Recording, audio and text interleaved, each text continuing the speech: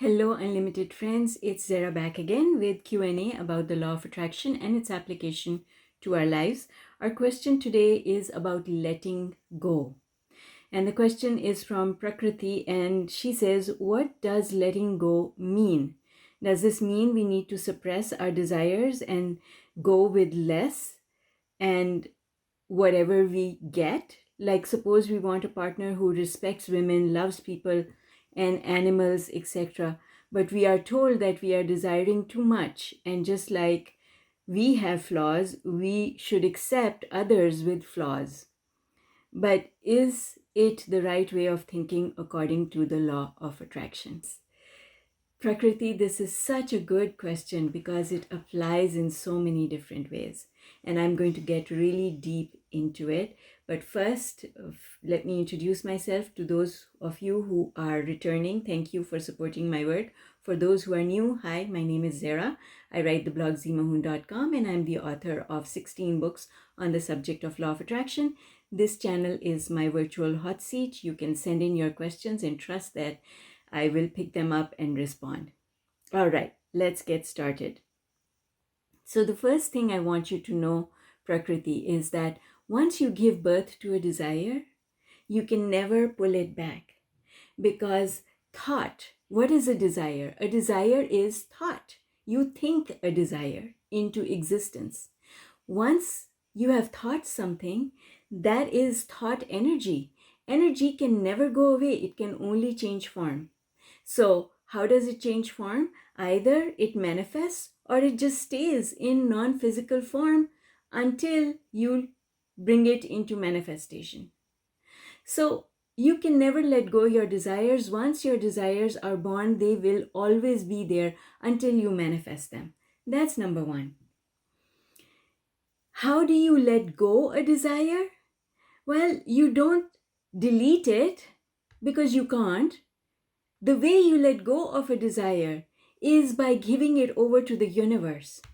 That's how you let go. That is the process of letting go, is to say, I don't need to think about this anymore because I can see that I have no control over it.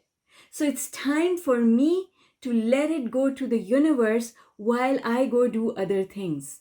I have appointed someone to do this work for me. Therefore, I don't need to do it. I'm going to go do something else with my time. That is what it means to let go. So, the thing that I do want to acknowledge is that, yes, letting go is not the easiest thing to do. The reason letting go is not easy to do is because of momentum. Momentum is the amount of thought that you have thought on the negative end of the spectrum. And so, letting go involves getting away from that negative momentum. You have been creating a story of doom and gloom in your mind. And you have to stop doing that. It's like putting the brakes on when a car is going really, really fast. You put the brakes on in order to brake the momentum. That's how you bring the car to a stop. Similarly, in the process of letting go, we have to break the momentum of our old thoughts. So, how do you do that? You do that in two ways. One, stop going there. So, every time your thoughts go to that subject that makes you unhappy, stop and tell yourself, I'm applying the brakes on momentum. So, I'm not going to go there. And then, number two, put your attention on what you do want to see. So, for example, Prakriti, you want to see yourself getting married to a man who is loving and kind and supportive, but you keep thinking that there aren't enough of those out there, or that you will be forced into marrying one of the ones who isn't what you want. Stop thinking those thoughts. Apply the brakes on those thoughts. Every time your mind goes there, tell yourself, I'm not going there, because if I keep going there, then momentum will keep building up, and momentum is the thing that leads into manifestation. Momentum results in manifestation. I don't want that manifestation, so I'm not going to go there. I know what's good for me. I'm going to go appreciate that tree, because appreciating that tree actually will get me the relationship that I'm looking for, because it's not about the subject, it's about the vibration. If this makes sense to you, please leave me a comment below with the words, let go. Compromise is not a good thing. Acceptance is a good thing. And the way you accept is, there are a couple of things going on here. The way you accept is, first of all, you have to accept the fact that you are perfect. That's what acceptance is. First of all, you've got to accept that there is no flaw in you. Because when there is no flaw in you, only then can you attract other people who also have no flaws. So when somebody says to you, you are flawed, what are you thinking in your head? Are you thinking, yes, they are right, I have many flaws? No, it doesn't matter what they're saying. You don't have to be rude to them. But in your head, you have to say, you don't know who I am. My inner being thinks I'm perfect. I think I am perfect. There is no flaw in me. I am unique. I am perfect exactly the way I am. The universe loves me, and I am learning to love myself the way the universe loves me. And I want a partner. Here's where you are going wrong, sweetheart. I want a partner who is exactly like me. Because that's all you can get, Prakriti. You can only manifest a partner who is exactly like you.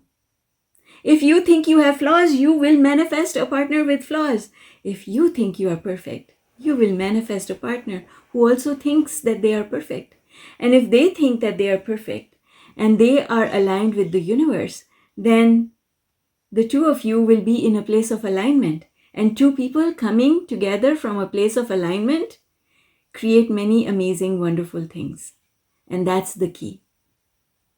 So, no, you should not accept anyone with flaws. You should only accept that person who also thinks that he or she is complete in who they are. And if you see flaws in someone, then that will just magnify and become bigger and make you unhappy in the long run. So please, please, please do not go into a situation with the attitude of compromise. Compromise and satisfaction are two very different things. You can look at someone and see that they are not who you would desire to be with, but you can focus on their plus points, the positive aspects of their personality.